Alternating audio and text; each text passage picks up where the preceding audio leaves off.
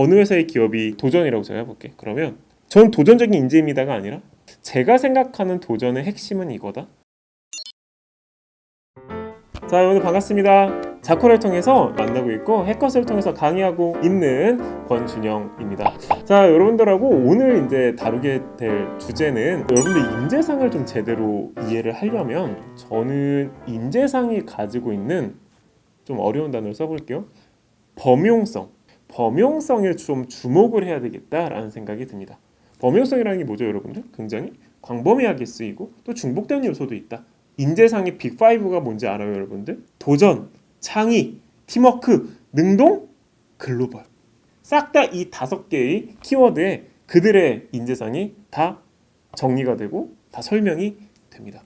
제가 이 얘기를 꺼내는 이유는 결국 인재상은 예측 가능해요. 거기서 거기라는 거야, 첫 번째.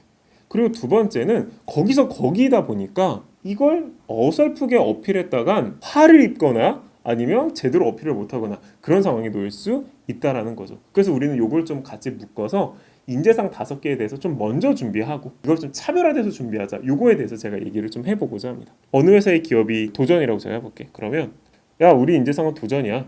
그럼 우리는 어떻게 그걸 해석해서 자소서에 녹여야 되냐면, 전 도전적인 인재입니다가 아니라 제가 생각하는 도전의 핵심은 이거다.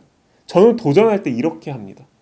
즉, 예를 들어서 저는 기본적으로 도전이라고 하는 건 자원에 대한 고민이 있어야 된다고 보거든요, 여러분들 전부 다. 그러면 아싸, 이 회사에 인재상에 도전이 있다? 그러면 전 도전적인 인재입니다, 어느 문항에, 그렇게 쓸 게 아니라 저는 자원을 기반으로 혹은 자원에 대한 새로운 해석으로 결과물을 만들어내서 도전을 완성합니다 라고 얘기를 해야 되는 거지. 팀워크도 제가 여러분들이랑 하면 난 이렇게 쓸 것 같아. 저는 적극적으로 공유하는 자세를 기반으로 팀워크를 완성합니다 라고, 내가 팀워크를 어떻게 바라보고 나만의 팀워크의 노하우가 무엇인지에 대해서 딱 정확하게 언급하고 어필하는 방식이 될 것 같아요. 내가 하나만 더 예시를 들면 진짜 창의나 혁신 쪽인데, 사실 그거 없는 기업들은 없잖아요, 그죠? 그럼 그것도 마찬가지. 아싸, 창의가 있어, 전 창의적인 인재입니다, 전 창의를 중시합니다, 다 아니라는 거지. 저는 상대방의 체감에 주목하는 방식으로 혁신적 결과물을 만들어냅니다.